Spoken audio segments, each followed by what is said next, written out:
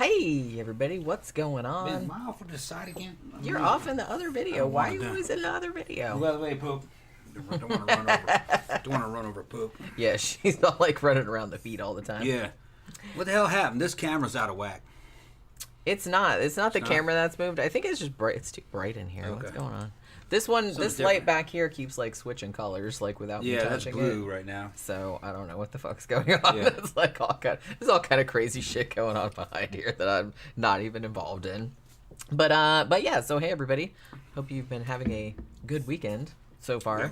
And we're finally getting around to the Breakfast Club. This is a Steelbook edition sent by Louie. Look how fantastic! Look, it's like a locker. Yeah. It's like. Haven't seen it in a long time. It's so awesome. Haven't seen it in a long time, and once again, Louie's taste hold up. They hold up. That's a great movie. I haven't seen it in a long fucking time. I see it again, and I saw a lot more in it the second time. Or now that I'm older, I see a lot more in it than I used to. Yeah, it's a great movie. It's almost kind of like a play. It's taking place in detention. But all kinds of cool fucking shit happens. It's about the social class system of the American high school system back in the 80s. But it held up. I think it was still like that. Now, Soph said her high school wasn't like that. But, she's up in Michigan. So I don't know if they're still, if high school is still like this in some places. In other places it isn't. But it was like this in the 80s in other countries, too, because if you watch the extras, yeah, there's some really great extras on here. Like they have interviews with almost all of the principal cast, and they got letters from all around the world saying that, oh yeah, it's just like that here in the Netherlands or Central America. Yeah, I feel like John Hughes movies. I mean, they're kind of synonymous with the 1980s, which just like we were watching these. I mean, how old was I when this came out? This came out in 1985.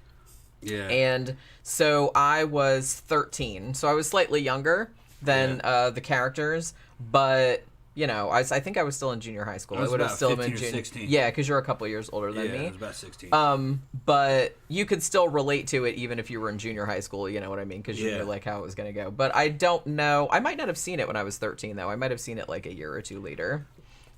I remember like when it first came out, thinking it was a chick flick.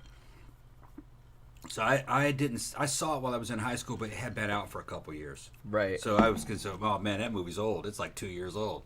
Jesus Christ. Way I used to think that was forever ago. That's like forever. Isn't that funny? Yeah. They used to think, now it's like 2 years. I'd be talking about something and I'd be like, hey, this happened the other day. And then I was like, oh shit, that was like 5 years ago. Yeah.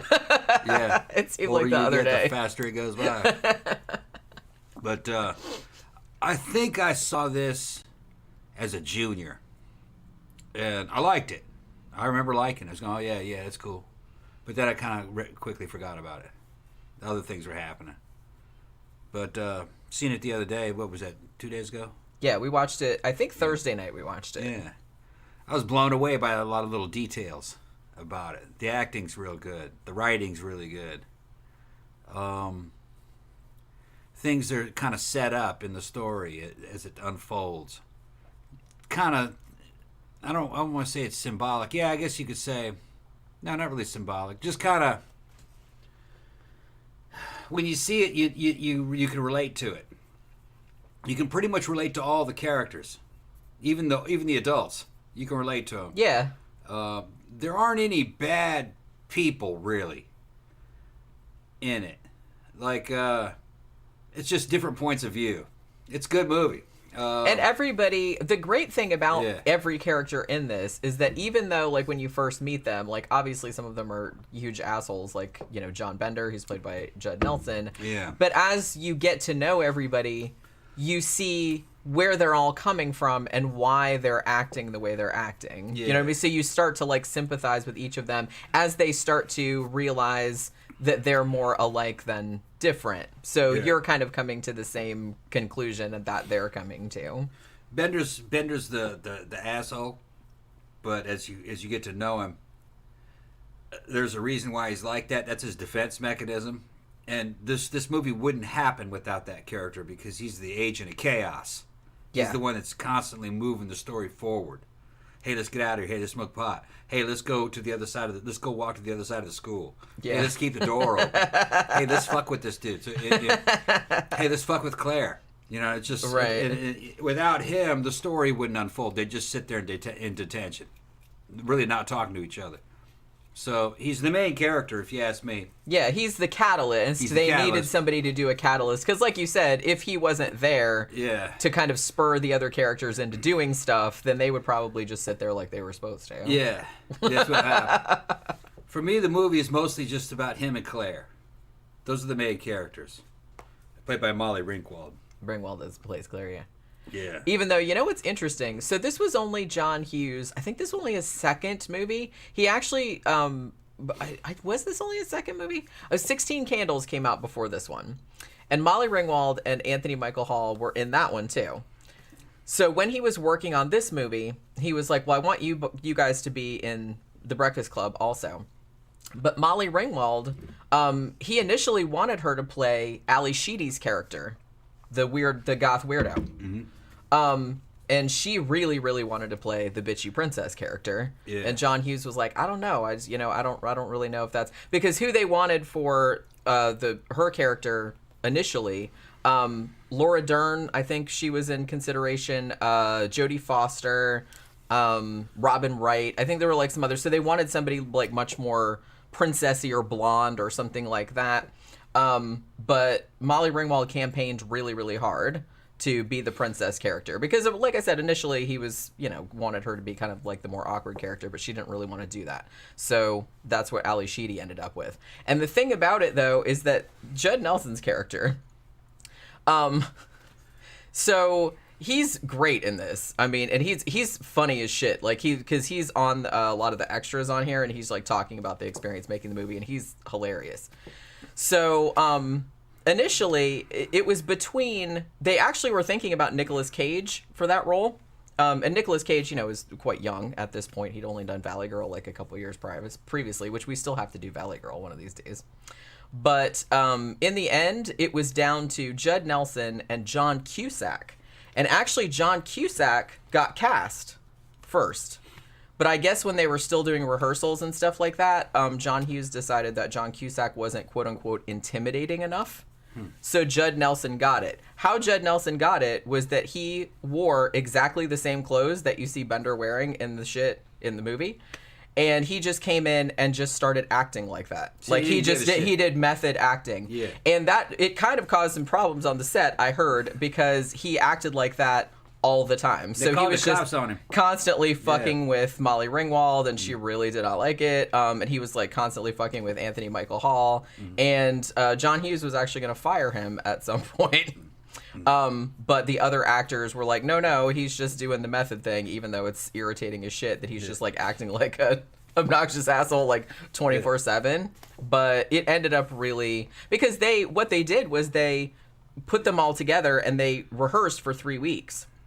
And then they shot the movie in order, which they don't usually do. They shot it in sequence. And they actually let a lot of the actors, they let them improvise. Yeah. So some of the stuff, that great line where Emilio Estevez's character, Andy, like he asks Brian, the nerd or whatever, like, why do you even have a fake ID? And he goes, so I can vote. Yeah. That was an improv. Really? Yeah, I mean, like, Anthony Michael Hall came up with that. That's some nerdy shit. So I can vote. Yeah. I remember thinking that was like one of my favorite lines. That shit's fucking hilarious. Yeah.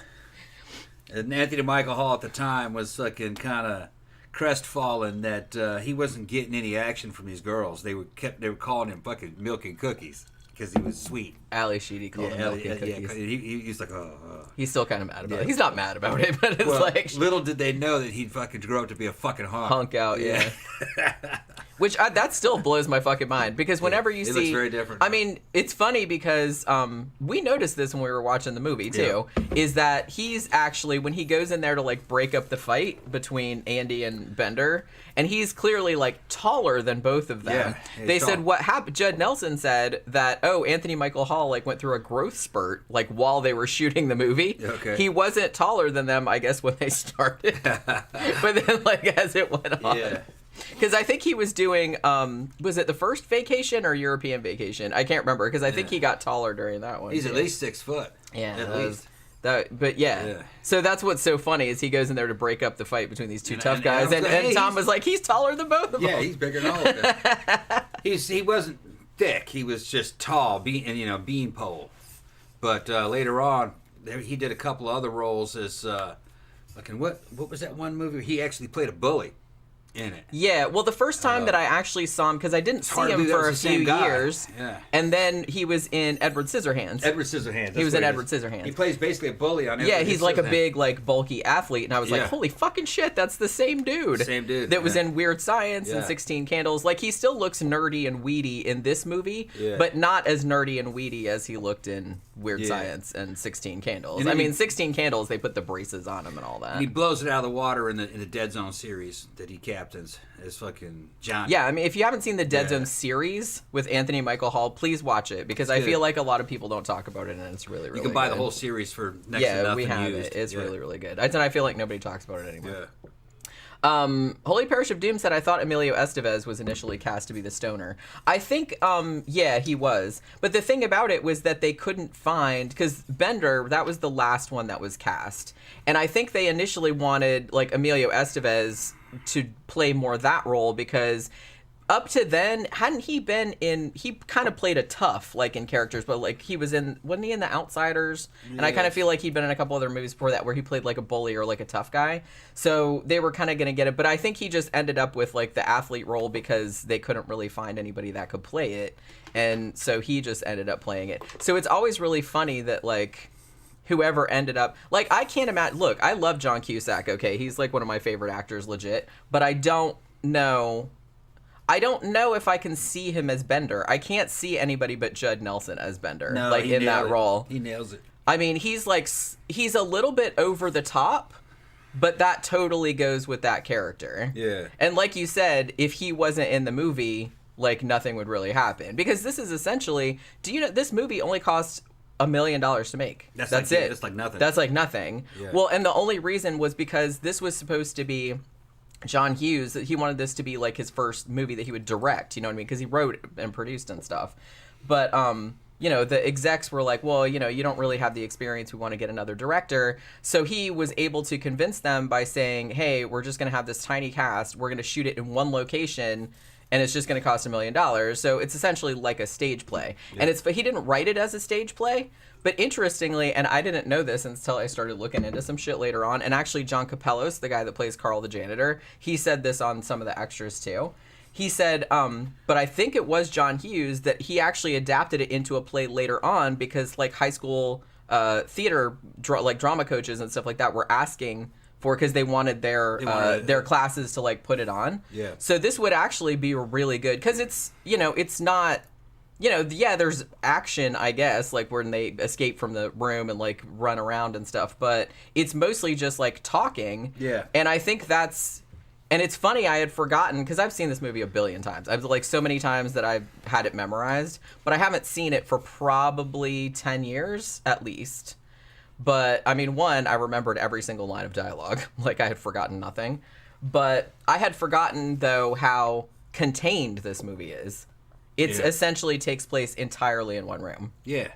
There's just, like, some outside. And the funny thing is, they go down the hallway, they go to a couple places. Right. They're out in front of the school. Yeah. But you don't see anything. You don't see that much. It's mostly just in the library. Right. And then they throw Bender in the damn storage closet. Remember the storage room? They kind of put him in a cell. A lot of cool shit happens in the movie, but like I said, it's like a play, and it's all talking heads, basically. They're just talking to each other. Things are happening, and it's unfolding. But it actually, at the end, there's like, it's got great scenes of, like, triumph and romance and shit. Like what goes down between Claire and Bender. I mean, eventually she says, fuck it, she's a virgin, all right? And it's implied that Bender has girlfriends, but they're all hoes, basically. That they don't. Yeah, they don't say that outright, That's but what he that's means. kind of Like, and she's like, you don't believe in one guy, one girl, and he's like, what do you, or that kind of shit, or I can't remember exactly what. And then he says too, he's like, he asked her too. It's like, why do you have so much shit in your purse, or something like that? She's like, I don't know. I guess I don't throw anything away. And he's like, yeah, neither do I. Like talking about his girlfriend. Yeah, I guess so. Yeah. Like he just keeps them all around so he can bang them like a whatever. Yeah, but I don't think they're loyal to him though either. Well, no, that's what I mean. They're just kind of like because and then. So anyway, he's like that, and then Claire was a virgin, even though she didn't want to admit it. Although Ally Sheedy, I love that scene where Ally Sheedy gets her to admit it by saying that she was a nymphomaniac, and she told her shrink, and it's like, well, what did you do when you told her? He nailed me. Yeah. And then like she goes on this big long thing, and then she's like, I'm not a nymphomaniac. I'm a compulsive liar. I mean, I don't know if you guys have seen this in a while. You really should re-see it again. It's watching it as adults is even better.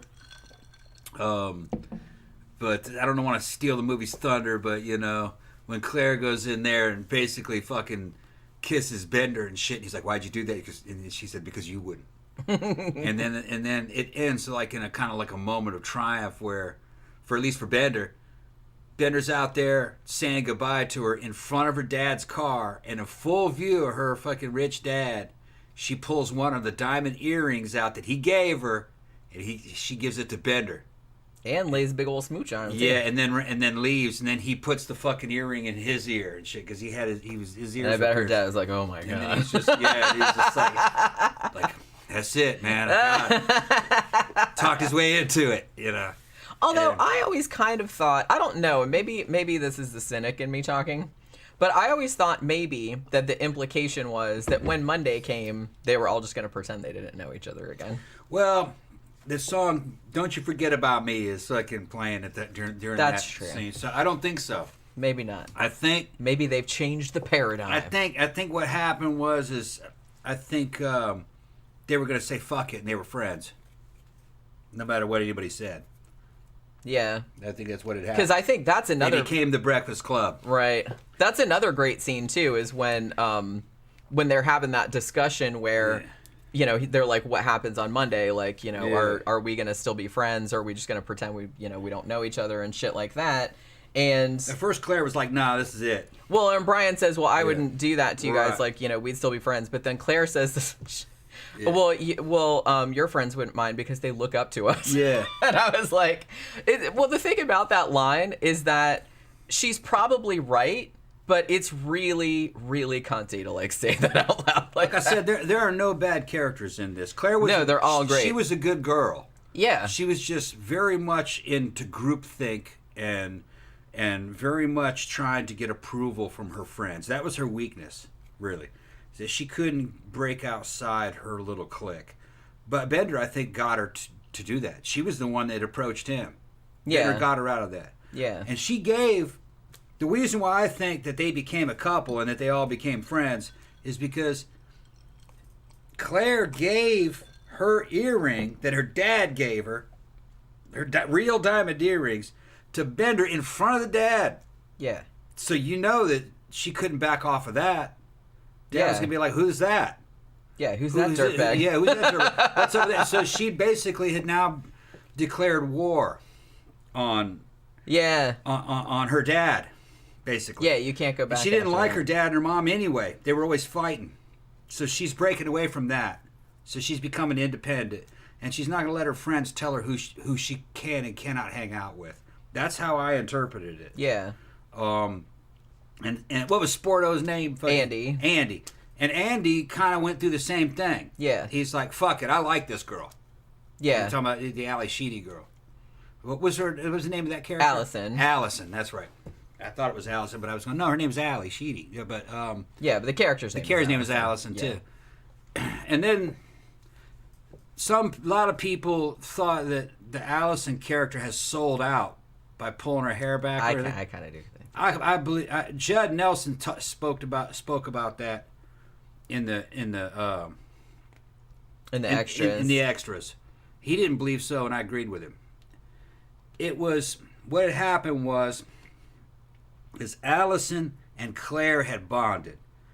Claire was doing something nice for Allison and doing her makeup and doing her hair, And Allison is like, "Why are you being so nice to me?" And then Claire goes, "Because you're letting me." Yeah. And after it was done, her hair was pulled out of her face. Yeah. She would have looked good even with the old makeup on, but her hair out of her face. You couldn't really see who she was. Right. So then Andy saw her, Sporto, and he was like, "Oh man, she's hot." Yeah. You know, after he'd already gotten to know her, you know, by talking to her, you know, but he didn't realize that she was that good looking, I think, because she was hiding behind a big mop of hair. Yeah. And real baggy proto-goth clothing. Ally Sheedy says that she invented that character's look and everything based upon, she said there was no goth back then. Yeah, she's right. Yeah, we were she there. said that exact thing. She said that she said there wasn't really a goth thing, but there was the proto-goth girls that you would see that looked like that were hanging out in the fucking coffee shops. Yeah, and they had all black clothes on, and they were always like really cool, and they were listening to Bauhaus and Sisters. So that's who she modeled it after. Joy Division. They were. I kind of feel like she was a little bit like that too. Yeah, and she even said that, like in some of the extras, she said, "I didn't really even have to like invent the character because a lot of it was just her." Yeah. They were a little bit older. I kind of feel like now Molly Ringwald. I can't fucking believe this. She was as young as she was the same age as her character. She was 16. She was 16. She looks like she's in her 20s, but she's movie. 16. Now the other ones, I think Anthony Michael Hall was slightly younger too, but the other ones were in their early 20s. Like Judd Nelson, I think was 24, and like the other ones were 22, 23, something like that. Ally Sheedy said that fuck, what's it? Molly Ringwald. Molly Ringwald was always 40. Or she said 30. 30, yeah. She said she was always 30. She said she was 30 at 16. So she said we were working on this movie because, like I said, you know, Molly Ringwald, she still had to go to school because she was only a teenager still. And she's like, it was so weird to us. She's like, why does she have to go to school? Oh, yeah, she's only 16 because she always seemed so much older. Yeah. She didn't look older, but she acted older. Like she said she was always very sophisticated and she always came off as much more mature than her The whole age. sushi thing and all the, her elevated tastes and interests. Evidently, that's the way she was, and that wasn't typical for California teenagers at the time. Well, she actually, I don't know if you know this, but after all of the teen movies that she was in, and she kind of wanted to get out of that, like, you know, and be more a serious actress, she actually moved to France and lived there for ages, and she was in, like, a ton of French movies. So she speaks fluent French and all that kind of stuff. But, yeah, because I feel like she felt like she got typecast in the United States, you know, as being in teen movies, because she was in so many of them. She had to get the fuck out of there. So she went to France, and she had, like, a really long career in, like, Hollywood was not a really great scene anyway. I mean, fucking. I have to say though that Molly Ringwald, later on, she was not on the extras that we watched on this, and I thought I heard something about her like saying she was mad at John Hughes or something like that, but I don't think it was as bad as that. Because she did turn up at the tribute for him, like after he died, because I think he died in 2010 or something like that. And she was like when they were honoring him at the Oscars or whatever, she did like turn up for that, like as most of the other cast members did. But she did come out and say later on that she didn't love in this movie that that Claire ended up with Bender after he had done the thing under the desk. Yeah. Like which is essentially like sexual assault. I mean, it's kind of, you know, it's kind of implied like what happened, but she was kind of arguing with John Hughes even back then was arguing to take that out. But he didn't want to. Yeah. So she was like, he went down at the table and looked at it and saw her. He was hiding from the teacher and he sees her panties and puts his head in there and she goes, ah! And she like crunches her head, yeah. Crunches his head. So even at the time, that was some tomfoolery that would have happened though, man. That's true. But I'm just saying that she didn't love the idea that they had that scene in there and then she ends up with Bender at the end. But so she argued with him like about it, like to get it taken out, but you know they didn't take it out. And the thing about it is there was a lot of let's not lie. There was a lot of problematic stuff like in 80s movies. I'm speaking specifically not so much of the John Hughes one. I mean there are some in John Hughes movies like the Long Duck Dog thing and all that. But one of the things I was thinking of was the whole Revenge of the Nerds thing where he dresses up as the girl's boyfriend and then like has sex with her, and I'm just like that's pretty problematic. Yeah, but you could get away with shit like that in the movies. Right. I'm just saying that what I was gonna say was that so there was a lot of like way worse shit in 80s movies. By comparison, The Breakfast Club is pretty there's nothing that bad in there. There was a lot of teen movies where part of the movies the guys are trying to fucking do Peep and Tom shit on the girls and shit while they're fucking. Well, that was the whole premise of Porky's. Yeah, Porky's. That's right. That was early. Wasn't trying that to see them 81? take their clothes off and shit. Yeah, but that kind of stuff was happening. It was, yeah. It was just it was more coming out of the 70s and the 60s. A lot of sexual liberation and shit, and the rules were different back then, and I don't think people took shit very seriously back then. Everything was just fun and games. That was the thinking. Now some people would get pissed, but I don't think they cared. Maybe you smack chicks on the ass all the time. Pow. If you liked her, if you were friends with her. I mean, that shit was going on in Europe. In Brazil was like that. They were groping people. Hey, baby. They're just the fucking way they were. Man, somebody gropes me, I'm breaking their fucking wrist. They just played it off. Brent Air said, wasn't there a scene in 16 Candles that had something to do with Molly's panties? Yeah, because there was a whole thing where her and the geek, Anthony Michael Hall's character in 16 Candles, he had bet his friends that he would have sex with her and would get her panties as proof. Yeah. And obviously she doesn't have sex with him, but she feels bad for him, so she says, okay, well, I'll give you my underwear. Yeah. You know what I mean? So, and then later on, she's like, I can't believe I gave my panties to a geek. Yeah. But she didn't actually have sex with him for it. She just gave him the underwear, which is, that's pretty weird too. But yeah, so, and I think Ally Sheedy too was she didn't really like that they had changed her character so much, the whole glamour makeover thing. She wanted to do. She said I didn't have a problem with having the hair pulled back or anything like that, but she's like, I thought the pink. She thought the pinafore. shirt. She that was a little much. I think it was too. I think it was a little much. She's like, I argued for just a white wife beater or something, like an undershirt. Yeah. Which but she's like the pink with the little lace and she's like, I kind of feel like that character wouldn't have been wearing that underneath. No. I mean. When the fuck? Because I dressed like that in high school, and I wouldn't wear anything like that. She'd have been wearing something like a cut up Joy Division T-shirt, T-shirt with the sleeves cut off of it, with a V-neck cut into it. Yeah. Like I said, I think it would have been better if it was still even white would have been okay, but still maybe a gray or a black, just an undershirt. You know what I mean? Just plain. I think the fact that they went too far in that direction, she didn't really love it either, and I could have done without that big poofy thing in her hair. Whatever the fuck that was. But you know what I mean? And I also could have done without Molly Ringwald being well, you look better without all that black shit around your eyes. Yeah. And the weird thing is that she didn't really have that much eye makeup on.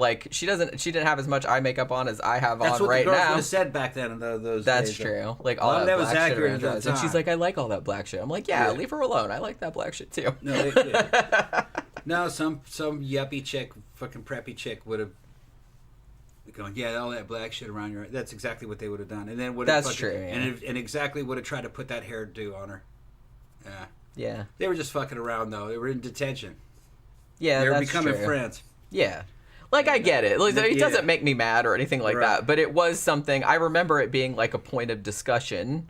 Back in the 80s when we first watched the movie, we're like, why'd they have to do that to her? It's you know what I mean? Why couldn't she have just stayed? They could have just pulled her hair back and not really done anything that drastic. Well, kind of the same thing in fucking the movie where they take the goth girl, fucking the Tim Burton movie with the fucking goth girl, fucking then they straighten her out. Beetlejuice. Yeah. Although she still had a black, like a what do they call that thing? I don't know. Like an underskirt type thing. Yeah. So petticoat? She did kind of, like a petticoat. There you go. That was the word I was looking for. Yeah. But, they did kind of straighten her out at the end, even though she looked way cooler before. Way cooler in the beginning, yeah. With all the big hair and the veils and shit like that. Oh my god, that was one of my aspirational. I'm like, holy shit, look at her fucking outfits. Yeah, but it wasn't acceptable. And those big fucking hats and stuff. I'm like, oh my god, that's fantastic. Not mainstream acceptable. That's fantastic. And she had that big fucking hair. She looked so fucking cool. There was a messages like that in the 80s. Not so much in the 90s, but in the 80s, there was these subtle messages to conform. Big time. To and I think society. And it's there wasn't kind of much to conform to. It was just no, not really. Yeah, they're kind of boring. They would conform to the damn shopping mall. Really, what they're talking about. And I think that's shop at the Gap. I think that's the problem I had with the Ally Sheedy makeover at the end is that it's kind of sending, and I'm sure that wasn't what he intended, maybe, but it did kind of send the subtle message, oh, well, you have to look a certain way. Like, you have to be pretty, or you have to look like everybody else. Like, otherwise dudes won't like you, or nobody will like you. You know what I mean? Yeah, I liked all the characters. I even like Sporto. He was likable. He fucking he was just under a lot of pressure. His dad was making him do stuff he didn't really want to do so he could get his scholarship. There's a lot of hidden stuff where, you know, like fucking the Judd Nelson character, what was his name again? Bender asked the custodian, says, my friend here would like to he may be pursuing a career in the custodial arts, you know. And there's something to be said about that, because if he doesn't get his scholarship, that's what he's going to be. He's going to be a fucking janitor, because that's what happens to a ball player when he can't make it into He's the a universe. Wrestler, actually. He's a wrestler. That's He's right. a wrestler. He's going to be a fucking janitor. All right, if he doesn't get his scholarship. So then the janitor goes, "Well, I'm a serf. I'm a peon. Yeah, I'm the eyes and ears of this untouchable peon." Yeah, and I love John Capellas in this. He's kind of secretly so running the situation. He knows what everybody's doing. Knows about all the weed in Bender's locker. He knows everything. Knows what the girls are fucking saying and writing. He even gets that teacher under his thumb. I guess for $50. Yeah, Paul Gleason. Yeah. Yeah, he gets $50 off of him because he catches him going through the confidential files. Yeah. On the other teachers. And like looking all through. Yeah, and that guy Paul Gleason is great in this too. I mean, he is such a fucking douchebag. What a fucking jerk this dude is. Yeah. Like, you can kind of understand, and I really like the scene where him and Carl, the janitor, are like talking, and you know, he's just sitting there going, it's like, oh, these kids, they get more and more arrogant every year, blah blah blah. And Carl actually kind of like just brings him down. He's like, no, man, it's like the kids haven't changed, you have. Yeah. You know what I mean? You've gotten older, and the shit's not as fun as it was, and you know. Yeah, you're taking your shit real seriously. You thought being a teacher was going to be just fun and games, but no, it's fucking work, man. I mean, this is your life now, you know. He got him right. Yeah, he totally pegged him. Yeah, now he's stuck in this career he's not really happy with, you know. And I guess the janitor kind of had a sense of freedom because he doesn't have to live up to anything. You know, he's just cleaning. He was very room. Sage. Yeah, Carl the janitor. Yeah. He's a great fucking character. And somehow he knows the Anthony Michael Hall's character. What's the name of that character? Brian. He knows Brian, and Brian knows him, but they never really clear up how they know each other. Yeah, it's just kind of like implied that they're friends. Yeah. Because at first Brian is like embarrassed about it. Yeah. Does your dad work here? Yeah. Judd Nelson says. Yeah. And he's just like, shut up. You know what I mean? Yeah. But then like at the end, if you notice, when they're leaving the school, like he just goes, hey, Carl, bye. You know what I mean? So he's like not ashamed of his relationship with the lowly janitor anymore. You know what I mean? So it's just kind of shows like all these little that's a good job, actually. Those guys get paid pretty well, I think. They probably get $30,000, huh? High school janitor. Mean, that's not great money nowadays, but yeah. Well, you know, it's enough to live on. You can live on that. Well, it depends on where you live. Depends where you live. That's really not that much money. I mean, it's better than probably working retail. I would much rather be a janitor than work retail. I'm gonna say that right now. Yeah. Even though you have to like clean up kids' throw up and everything like that, which I'm not a big fan of. But you know, but like I said, pretty much anything is better than working retail. Yeah. Holy shit, that's like the mouth of hell. I fucking hate that. I hate having to deal with people. Any job where I can just be myself and just get on with shit is like way better. But I was gonna say too, when you were talking about Emilio Estevez's character, that's another fucking great scene. Like I said, that whole like kind of linchpin scene where they're all sitting around talking about you know, their backgrounds and like what they did to get in here and shit like that. That's just like such a great scene. And I love Emilio Estevez in that part where he's talking about what he did to get, you know, put in detention, and he says, you know, I taped Larry Lester's buns together, and everybody thinks that's funny at first, but then like as he tells the story, like he just started picking on this kid because his dad is always saying like, oh, you know, he's always like picking on weakness, and he's just like, oh, so I thought he was just trying to like impress his dad, and he was saying like all his friends were like cheering him on and stuff, and then he said afterward he felt so fucking bad about it because all he could think about was this kid having to go home and tell his dad like what had happened to him, and it was like so humiliating. And so the fact that he had like that insight was just, that was the time, because I kind of feel like the first few times I saw this movie, I really did not, because I'm not a big fan of, like, you know, when I was in school, I wasn't a big fan of, like, the jock people and shit like that. They always seemed like D-bags to me, and I was like, no, they're not. All of them aren't like that. But a lot of them were. And so when I first saw this movie, I was just kind of like, oh, this fucking shithead right here. Like, I didn't really like him. But, like, after that scene, I was kind of like, oh, okay, so he's not... And that's kind of what's cool about the movie, is that even if you don't like the people at the beginning, like, you get some insight into their character later on. It was about the pecking order of dynamics. His dad was kind of picking on him, so he was picking on another guy, a guy that was weaker than him. So it was kind of like the... and that happens a lot, like with bullies. Yeah. It's usually his dad's beating the shit out of the bully. Yeah, and well, that was what, and they say that happens with Bender as well. Like, the reason that he's such a dick and he's just so antagonistic is because, I mean, his dad's, like, beating the shit out of him. Yeah. And I love, too, like, the whole opening sequence. This is good writing right here. The whole opening sequence where the students are arriving at detention. There's, like, not much dialogue, like, not much is said or anything like that, but you realize so much about the characters just from the way that they arrive. You know what I mean? Bender is not dropped off by anybody. He just walks there by himself. So he's kind of, like, alone, you know what I mean? You know, Allison's character, she gets out the car and, like, she kind of tries to say bye to her mom or dad or whoever's in the car, and they just drive off, like, without saying anything to her. And she was also riding in the back seat. Did you notice that? Yeah. Like, not in the front. Yeah. And so, you know, and some of the other ones, like, they have conversations and stuff. But Brian's character, you know, it's interesting. Somebody pointed out earlier that that John Hughes actually plays his dad when he's picking him up. Like, at the end of the day.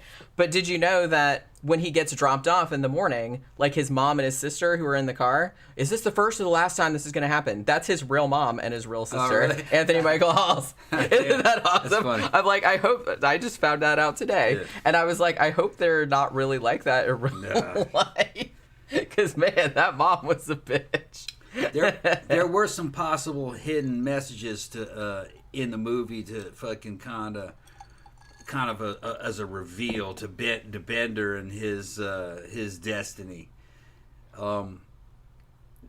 The teacher, what was the teacher's name? Mr. Vernon. Mr. Vernon says, "Oh, you think that fucking Bender dude? You think he's funny? Come back in 5 years and you'll see how he is. He'll be real fucking funny." You know, basically they're saying that this dude's a fucking criminal, and he's not going to amount to anything. Later on, Bender's running through the fucking school, fucking smacking doors, trying to get as much attention as he possibly can away from his friends so they can get back to safety. And he's calling in all the attention in on himself. He's singing, "I want to be an Airborne Ranger." Yeah. That's a very Ranger fucking thing to do. He's drawing fire so your friends can fucking make it. And a lot of times guys like Bender, that's who ends up being a fucking Ranger or joining airborne units. They either go to jail or that. And yeah. Yeah. But the military actually is where they want to be, at least back in our days. Because he'll be in there with other guys like him, and they straighten up, give him discipline and order and self-esteem, and they come out 4 to 8 years later, you would recognize them. You know, totally different guys. Better, a lot better. Unless something bad happens to them, you know, bad shit can happen in duty. They come back fucking psychos, you know. But I don't know. I had a feeling that the subtle message is how the hell would Bender know that song? Because he sang that cadence correctly. Yeah. He must have had fantasized about being an Airborne Ranger. Yeah, that's the thing. Now you're kind of wondering, like, did he maybe want to join the military after? Yeah. Because the thing about Bender... Get away from his dad. Right.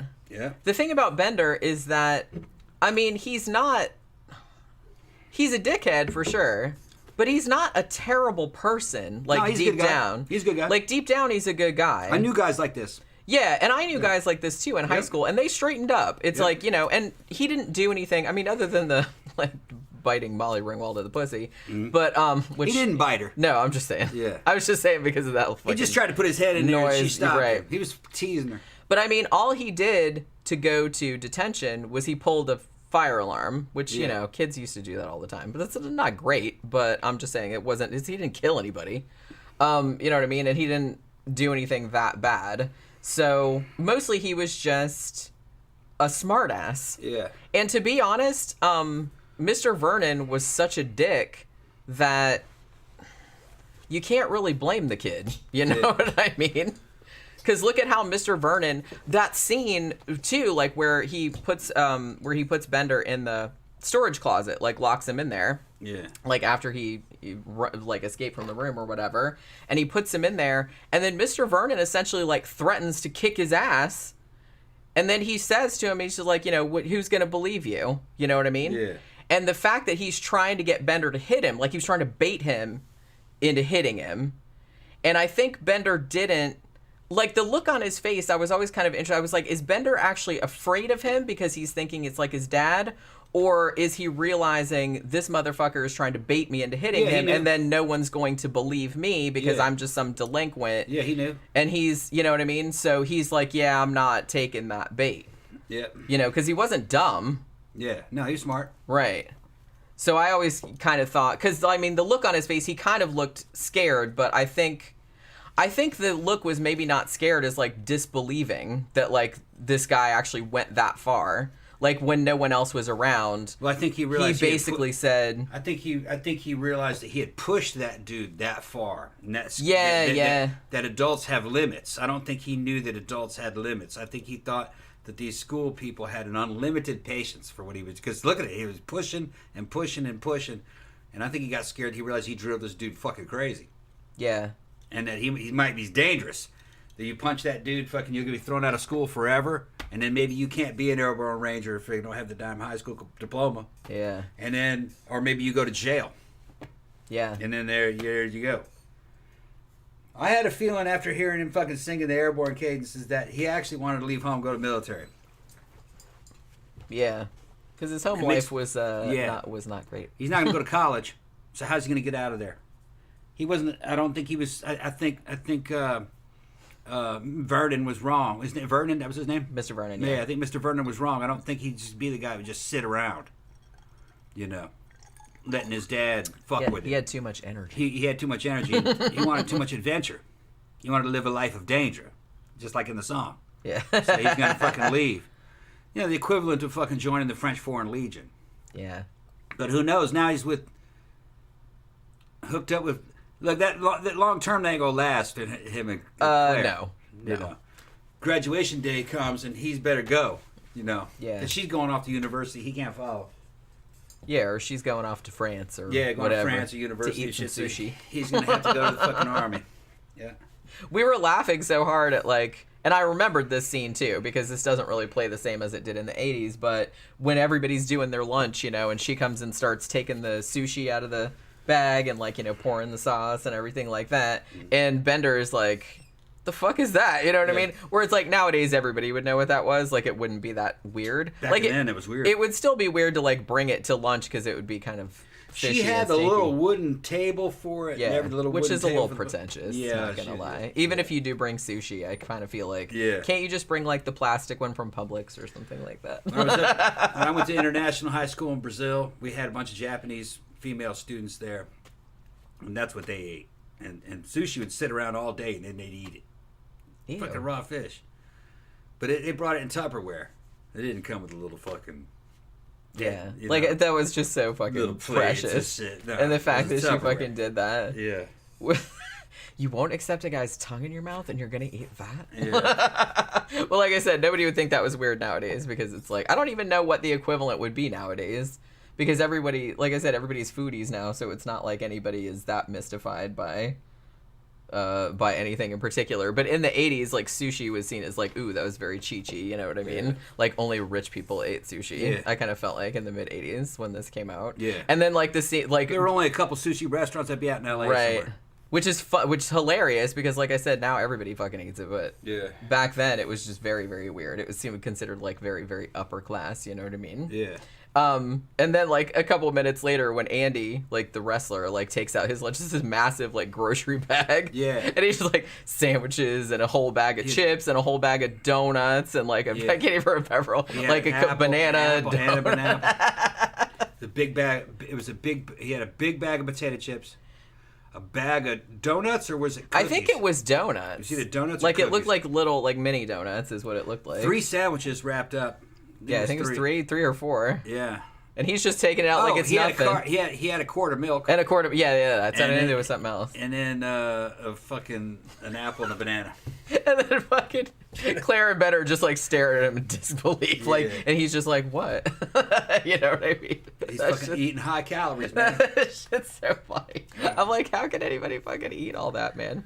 And the whole scene, too, with fucking Ally Sheedy with her lunch, with her fucking sandwich that had, was that olive loaf? It was olive loaf. I think it looked like olive. Then she threw it. Captain Crunch and Pixie Sticks. And she really ate that in real life, like on the set. Yeah. Because that's, again, some method acting. Because I said we were watching it, and I remembered that scene, and I was kind of like, that might be kind of good. No. Maybe if the bread was toasted. I don't think it would be that good if the bread wasn't toasted, because it'd be like the bread real had mushy. been sitting with fucking pickle loaf or olive loaf. Maybe that's what gives it that extra. No. You don't know. So is there anything else you want to talk about? Anything else you want to talk about Breakfast Club? We're meandering. No, we're not. We're still talking about the movie. We're actually amazingly on topic for once. Are we on to what's the time? 51 minutes. All right. Where does this film take place in Illinois? It's in Illinois. I think it's supposed to be like a suburb of Chicago. And I think they actually did shoot it I think the town, it's in Shermer, Illinois, because that's the same place that they set Weird Science. This was actually the same high school, the interiors, where they shot Ferris Bueller's Day Off. And they filmed both of them at around the same time. Like, they had the same crew and everything like that. Because I think Ferris Bueller's Day Off was the one that came out right after this. But Jeffy Art said, interesting how our palates change over a generation. What was once considered exotic is now commonplace. Yeah, so that's what was funny to me. That is maybe one of the only things. See, I'm really interested to know people that are teenagers now, that are the same age as the characters in this movie, watching this movie, what strikes them about it that's different now than, you know what I mean? Because it might be stuff that I didn't think of. No social media, no cell phones. Well, right, yeah. I mean, that's obvious. But I mean, it does seem like a lot of younger people are like really into 80s stuff. Yeah. So they still must relate to it on some level. There was somebody who actually coined the term, I forgot what it was, but young people of today are experiencing nostalgia for the 80s era that they never experienced. They never experienced, but they have nostalgia for it. Yeah. Weird. I guess it's because it's pre-social media. Everything's very normal. Everything's physical. You know what I mean? You're not getting information from outside sources. You're only getting information from the people that are around you. Right. So it's like a very low-tech way of living, I guess, from their point of view. But I guess it's less restrictive because they're living online and social media. Everything they do or say can be judged by all their friends. So there's no sense of privacy, maybe. Yeah, it's a lot harder to, like, hide. Yeah, we were hiding like crazy as fucking teachers, as teens. Hiding and doing things in secret. And parents didn't know having different groups of friends. You had this group of friends and then that group of friends, and they didn't know each other. You moved from one group to the other, they wouldn't know. Or they did know. Yeah. They didn't really care. But isn't that funny? That's funny to think about nowadays. But there'd be no way. I mean, nowadays, like I said, you post pictures all over social media, and people would be like, "Who's that motherfucker?" Who's that you know what I mean? Why are you hanging on him? Well, it's like, oh man, that dude is like such a fucking Yeah.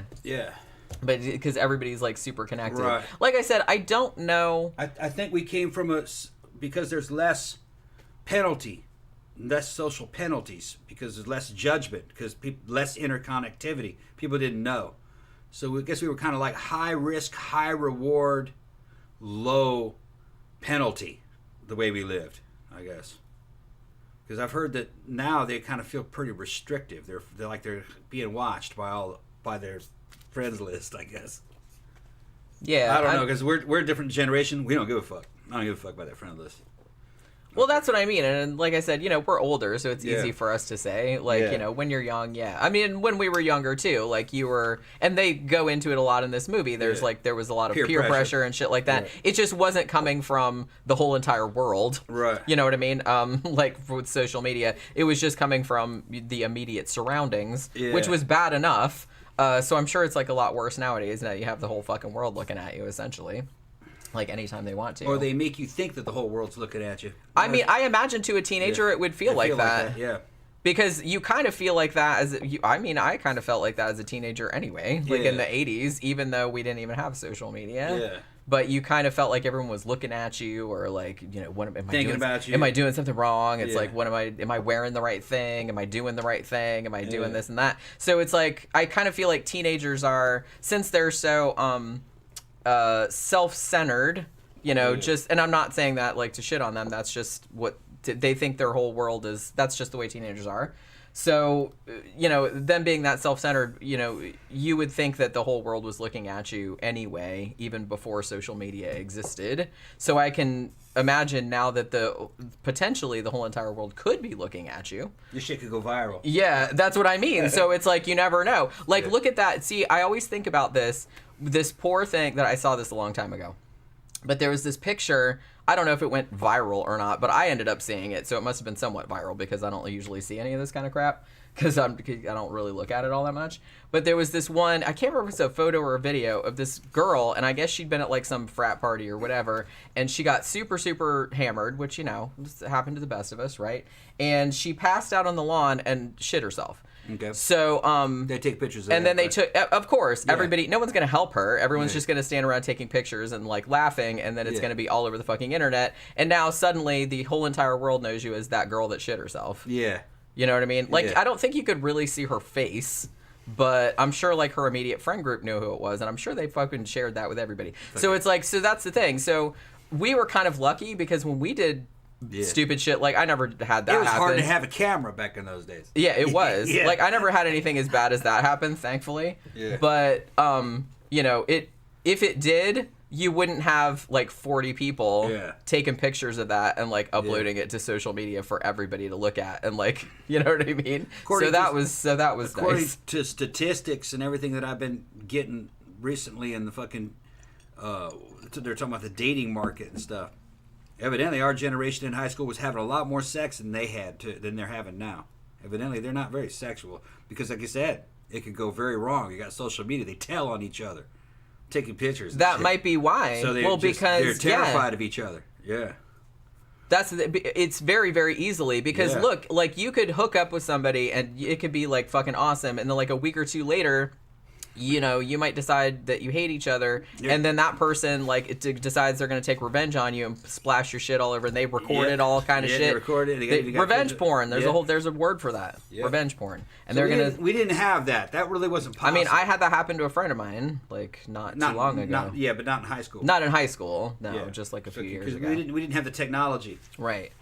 But yeah, so I get it. I mean, I get it because it's like you have to navigate these really volatile situations, and there's a lot more consequences nowadays than there would have been back then. You know what I mean? Like back then, if you maybe fucked somebody you shouldn't have, and like your school might find out about it and you might be a pariah there, but it's like it wouldn't spread beyond that probably. But nowadays it totally could, especially if it was something really egregious or crazy or something. I'm not sure if fucking the wrong person was ever a thing, because there was a lot of people in our high school that probably fucked the wrong person we didn't know. You know what I mean? Like, who is the wrong person? It's just opinion. I don't think we really cared about that. It was just, if the only girl I can think of is that, and if Graptors is on here, he knows exactly what I was talking about. Okay, we went to high school together. It's a real popular girl. She was fucking pretty as shit. She was one of the cheerleaders. She had sex with one of the athletes. I think it was one of the football players in the library. And after that got out, and then he goes around and tells everybody. Of course he did. He told everybody.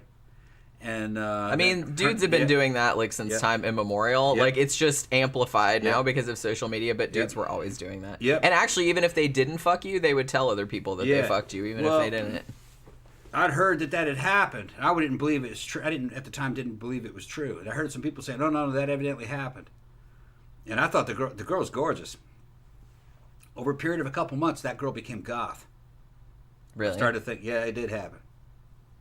Yeah. Because she was just kind of trying to like disappear into the walls or No, something. I think what happened was... Or she decided to change her identity. No, I think what happened was that she lost all those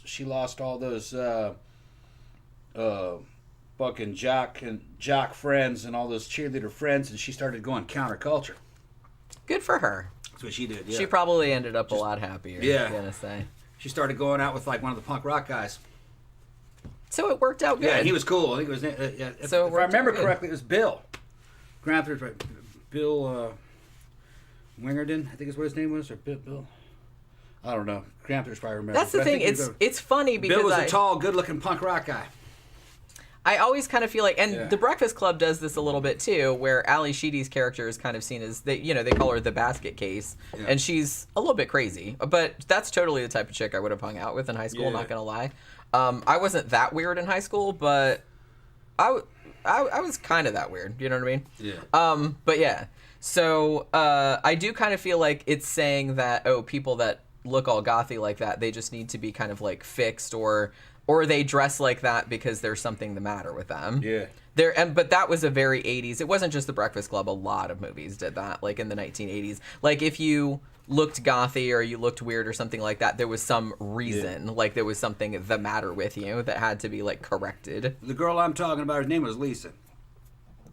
I think she just realized that those people were assholes. Fucking dude, Duh. The dude, they were just assholes. She wanted nothing to do with them. They wanted nothing to do with her. But thing is that her friends were doing worse shit than her.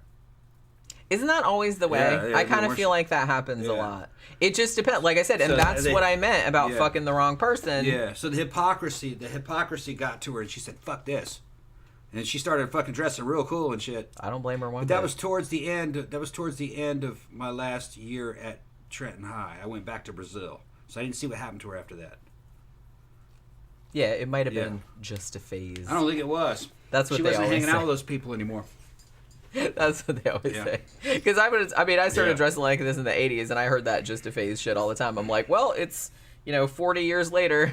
Yeah. She realized that those people really weren't trustworthy. They were real status oriented, and I think it was Bill that she ended up with. And Bill, I don't remember exactly. Bill would have, knowing the way he was, he'd probably, oh yeah, that happened. Yeah, fuck that dude.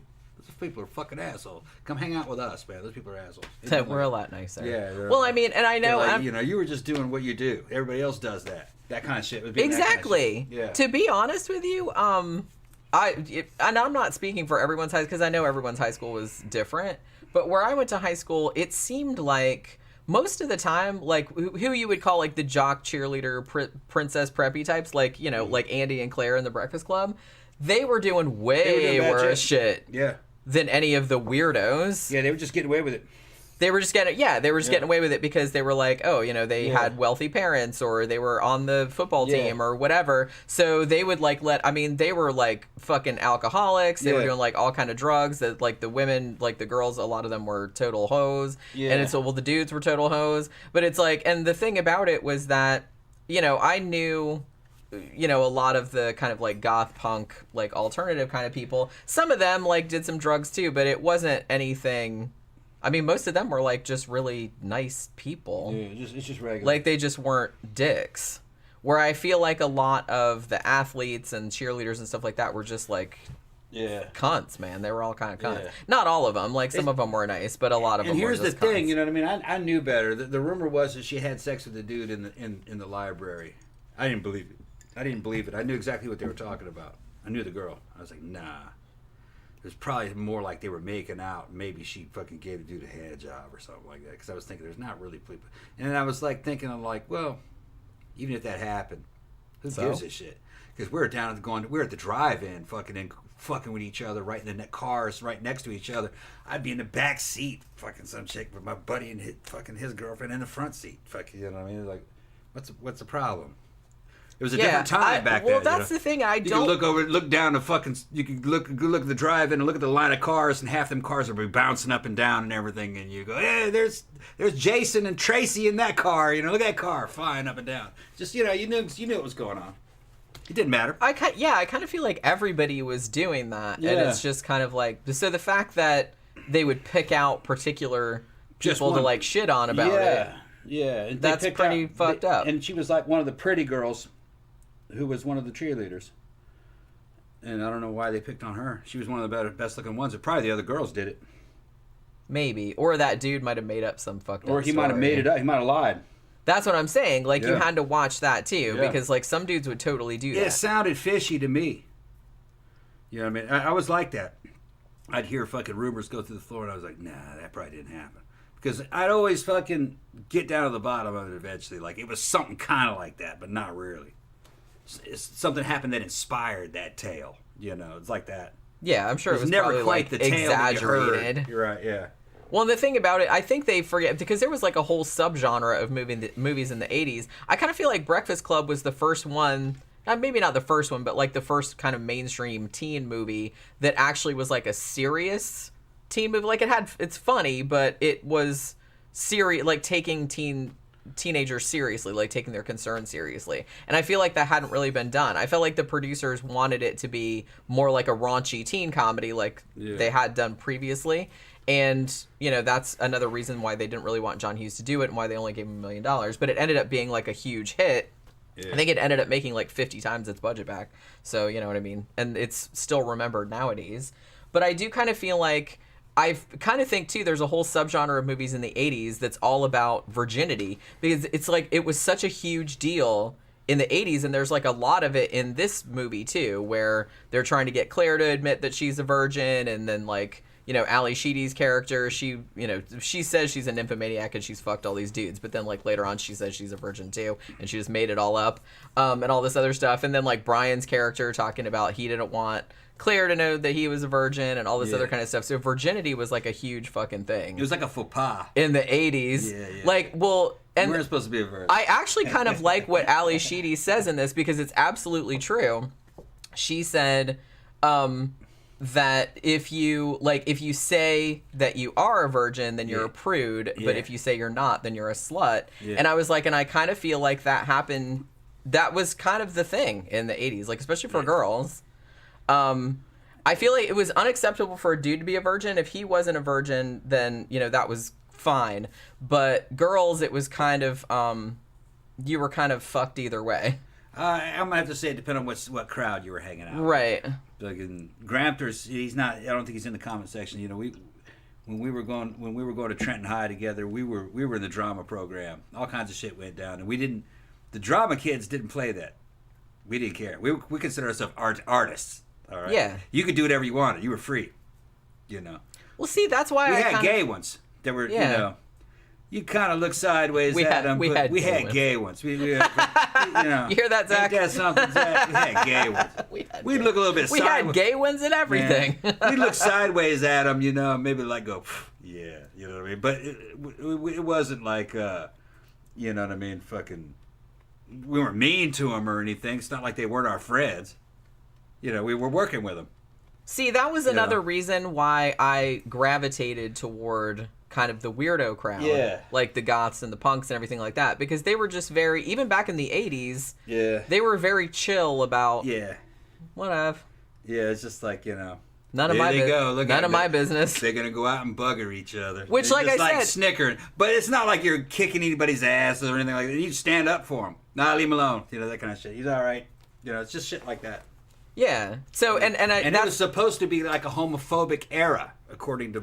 Well, but I think it wasn't. mainstream culture was largely. I guess so. Like I said, that's kind of why I didn't really hang out with like the normies and stuff like that, because they were very, very. I mean, I had usually when a dude worried about it too much, I had a friend. So you're gay, dude. I had a friend in high school who was not gay, but who was he was possibly bi, but he was kind of he was very gothy. He had like the big Robert Smith hair and eyeliner and everything like that. And he got his ass kicked by jocks several times. That's ridiculous. Because they thought he was gay. So it did happen a lot. I guess depending on where you were. Where I grew, I mean, I grew up in Daytona Beach, which is very rednecky. They probably still do that nowadays. Because they're still kind of stuck. They weren't doing that in Michigan. They weren't doing that in Brazil. But see, that's the thing. Like I said, the goth scene going back that far, even to the 80s, was it was a little bit different, but it was much more hey, it's like it's none of my business. We like, had what everything that these people think that they invented. Now we had that shit back then. We even had non-binary. It was called Duran Duran. That was the 80s. All of Duran are straight as a motherfucker. They were straight as a though. motherfucker, but you looked at him. When you looked at him, though, you know what I mean. That was considered the non-binary look for the 80s. Yeah, and that shit was cool as shit. It was like the height of fashion. It was very funny because particularly the 80s, early 80s new wave. Yeah. There was a lot of what they called back then gender bending. Although I guess like David Bowie and shit like that. Yeah. Like, and the New York Dolls like did that kind of stuff like back in the 70s. Yeah. But went on for a long time. But in the 80s I kind of feel like it just exploded. It was like a huge thing and it got like really popular. Even Motley Crue, early Motley Crue, you'd probably call that gender non-binary today. They look very much like the New York Dolls. Yeah, they were wearing their girlfriends' clothes. Their girlfriends were doing all their hair. So were the New York Dolls. So I kind of feel like that's probably where, because they got their look from glam rock, and glam rock was very gender neutral, I guess, or it was kind of very much into that. Well, what it was, if you ask me, you got to be practical. When they're early on in their career, these rock guys don't have a whole lot of money. They have girlfriends though.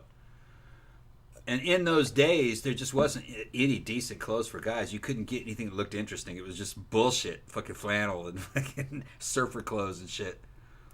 Girls had all the fucking best clothes, and they were cheap. They were cheaper. And they could fit on a guy because they were spandex, a lot of the shit back then. So they would just get one size fits whatever. all. They just, they were getting high and shit, and they're in the studio with their girlfriends, and they're knocking their girlfriends down. Like, hold on. And he puts on her clothes. He goes, this looks pretty good. I'm gonna let me sing like this. They're in there singing like that. That's probably how that shit started. Yeah, I look like fucking something out of the New York Dolls. Yeah, it looked like David Johansen. How much of those boots you got, babe? Man, if I had a pair that could fit me, that would look good in this. You know what I mean? Freaking, you got those. Then in she size shows 10? up with a size 10, size 11 or something. Yeah. Because the selection for guys was back then sucked. It was pretty dire. Sucked, yeah. But the women's selection was a lot better. They had a lot more to choose from. So I think some of that shit that was happening in rock was just from necessity, that you just couldn't get any guys' clothes. See, that's what I always kind of like, because that's the thing. Dudes in a lot of ways are a lot more restricted. There's only like a certain parameters of like what they can, that's like quote unquote acceptable for them to look like. So I feel like women have a lot more leeway. Yeah, what they can wear in that regard, like what they can wear and stuff. So I'm glad that that's kind of like expanding outward nowadays. But now you got good men's selections. Now, now you can get all kinds. Now you can get whatever you want. Get all kinds of boots and all kinds of shoes and shit. You know what I mean? And you could tell it looks like something for a man. It's man stuff, but this is new. It's got buckles and this and that on it. Oh well, that. So this selection today, especially online shopping, man, that was a dream come true. Back in the 80s, I'd have given a testicle to have fucking online shopping capabilities back in the 80s. I don't have testicles, but if I did, I totally would have. Hell yeah. I'll give it you would have ruled the scene with the clothes that you could get today. Yeah, if you could go back in time. Yeah. Holy shit, everybody would think you were like King Goth, man. Yeah. They were like, wow, who's making all of this? Where'd you get that shit? Rock stars had that shit and it was all custom made. You couldn't buy it. Yeah. And but now you can buy that shit. Buy it online. You don't have to go anywhere to get it. And that was just a fantasy back in the 80s. You know what, though? I was going to say, I just thought of this. Even nowadays, with all of the technology at our fingertips, people are still impressed because we were in Publix yesterday. Yeah. And I had two women. I was there, I saw it. Come up to me. Like the first woman, she was like a younger woman, and she came up to me and she said, "Everything about you is fabulous." Yeah. She says, and I wasn't like super, super dressed up or anything like that. I just had like a short dress on and my boots and stuff like that. Yeah. And she's like, "You were like the goth princess that I know I am inside, but I can't be because I don't have the wardrobe." Yeah. And I was just like, okay. And then like later on, I was like, buying some tuna or something like that. And this older lady comes up to me and she's like, "Oh my God, your boots, where did you get those?" She was like freaking out about it. She wanted to know where I got it. And I didn't even remember where I got those. Where did I get? Did we get them online somewhere? Yeah. Got them online. I figured I was like, I just got them off a Funky Pair. Oh, okay, you remembered. They're Demonia. I think you were down at the other end of the aisle, so I couldn't ask you. They were one of the Demonia brands. It was I love those. kind of a Those new are my rock. flat, comfy boots. Yeah, they were kind of a new rock inspired design. Bunch of metal on And them. to me, it's like I didn't really look, and there's, like Tom said this coming out. He's like, you don't even look that. It's like you just look like you regularly look. Yeah. Like I'm not like super dressed up like to go to the club or anything like that. Yeah. So it's like funny. Look at what that, she's like, wearing now. I love this fucking top that she's got. I told you this is the one I just got. Yeah. See, it's Dario Argento. It's Stand up a little bit so they can see it. okay. Hold on. Wait, am I? It's a half shirt. Yeah, it's like a crop hoodie. Yeah. But I got it from Killstar. Yeah. See, it's opera. Yeah. Cool, right? Got chains on it and everything. Yeah. Yeah, actually, Sophie sent me the link to Killstar, and she's like, look at this, Jenny. Oh my God, I thought of you.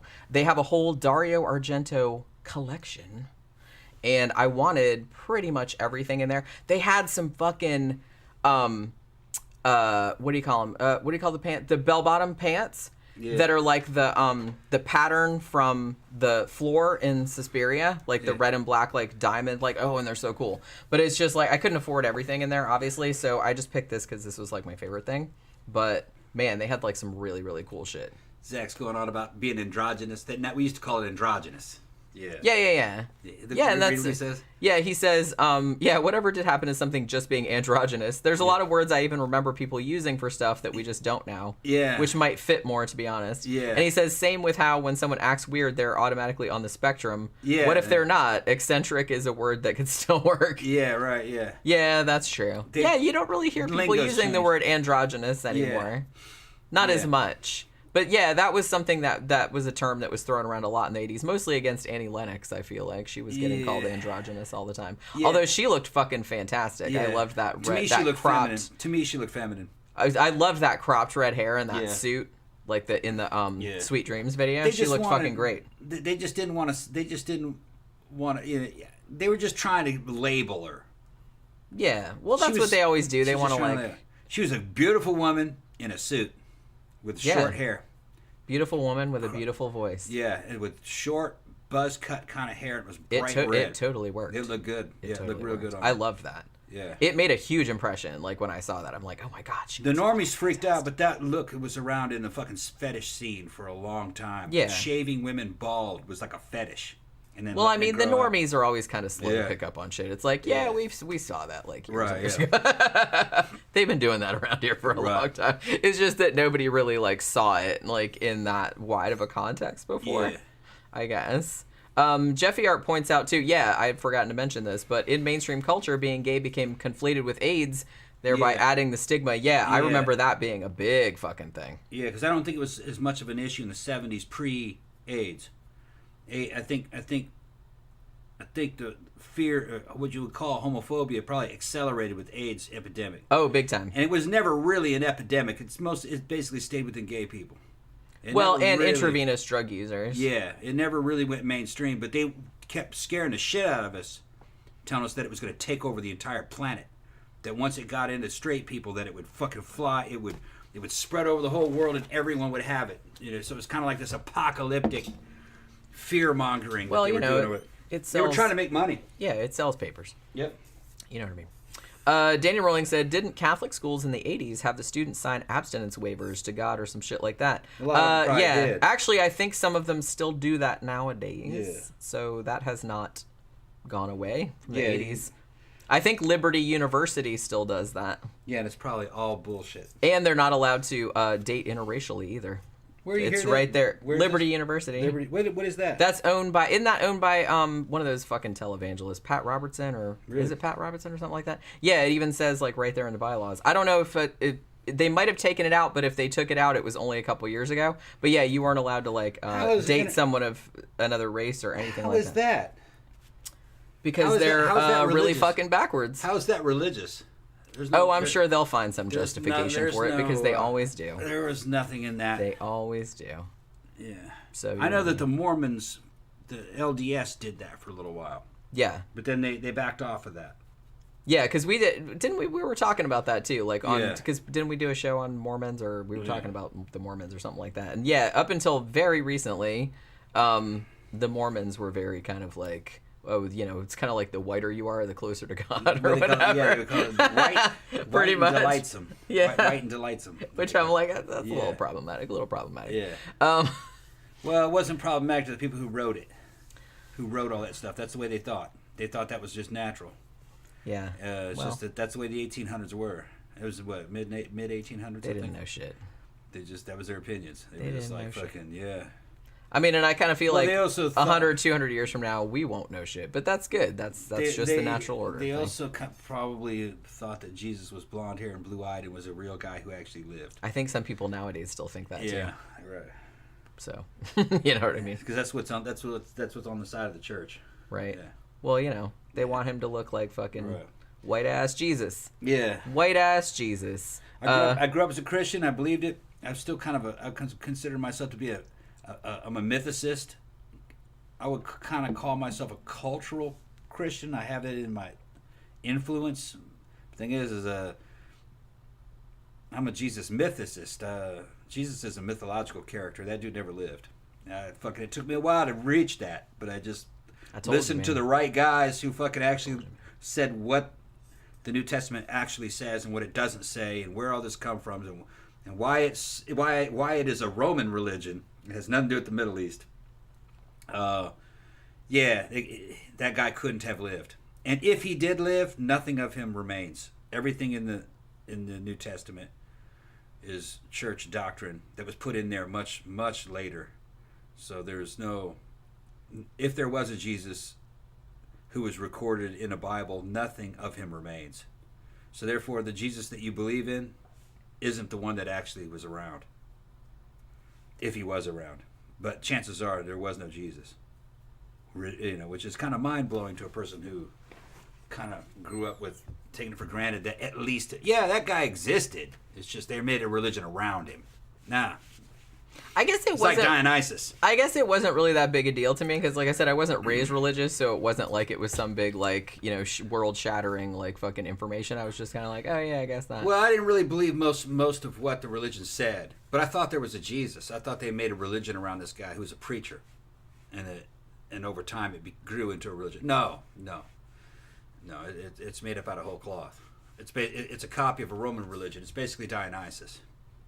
Among other ones. There's a whole bunch borrowing of from every fucking thing. There's Roman tons and tons and tons of stuff. other myths that are basically just like that have been kind of like cobbled together. Yeah, it's really interesting. I think it's really interesting, like looking back at all. It's a Roman copy of a Jewish religion, and the Romans did that a lot. They had Persian copies of a Persian religion called Mithras, cult of Mithras. Yeah, look that shit up. We should do a show about that. Yeah, we should do that. There's not much survives about Mithras. But cult of Christianity and cult of Mithras in ancient Rome existed side by side for a long time. And eventually, cult of Jesus swallowed up Mithras. All your real big churches are built on ruins of Mithraic temples and stuff. And there's a lot of stuff in the Jesus story that seems to be borrowed from Mithras about the Last Supper and how many disciples there were and all that. 12, same as the sign of the zodiac. Well, wasn't that was kind of from Norse mythology too, was it not? Which one? Mithras? The whole Last Supper thing. Because didn't that happen in Norse mythology? I think there's Last Suppers evidently were a religious tradition amongst a bunch of religions. They just borrowed everything. It's like this part of this story. It's like going through the salad bar and just picking out whatever. It's like the flood. It's like a buffet. The flood stories. Yeah. A lot of religions have flood stories. Yeah, and we talked about that before, like how they're very similar. One of the oldest one that was written down, as far as I know, was from Epic of Gilgamesh. Yeah, Gilgamesh. They're talking about Gilgamesh. Yeah. Probably, because everybody believed that happened. Everybody believed that was a historical event, and it was a cool book. So, most religions start with that flood. Ben asked, does Dario Argento know about this shirt?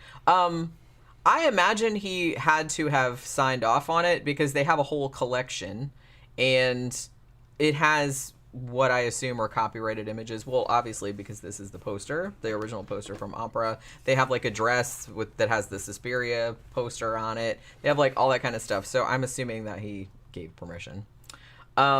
Jeffy Art said, oh yeah, I remember this too. Said, well, AIDS did go into the population via unprotected sex. Yep. Especially in low income communities. Yep. That did happen. It wasn't until Magic Johnson publicly disclosed his HIV status that the stigma somewhat lifted. Yeah, I remember that because he was super, super famous at the time. And the fact that he had the balls to come out and say that he had it, that was like a huge... But it deal. never went pandemic though. No. The transmission between heterosexual couples isn't solid enough. It's not as easily transmitted. And it's more easily transmitted to women by males than to males by women. The transmission female to male isn't as good. It's not as likely. It just couldn't go pandemic. It's not that kind of. But I remember that it was just this whole, oh my God, it was like such a big deal, like in the 80s. You can get it now and live a normal life, evidently, and have a normal lifespan. Yeah, you just like have antiviral medicines. And they got medication. And steroids. Nandrolone. Shit, man, you even see, I've even seen like commercials on TV. Yeah. Like for the medications they give it to you. So you can just like live a normal lifespan. Not like it, I mean, in the 80s, if you got it, it was like a death sentence, essentially. And like a lot of people what they tried to cure them with, they knew that was a fucking, and all the Anthony Fauci and those guys were involved with that AZT.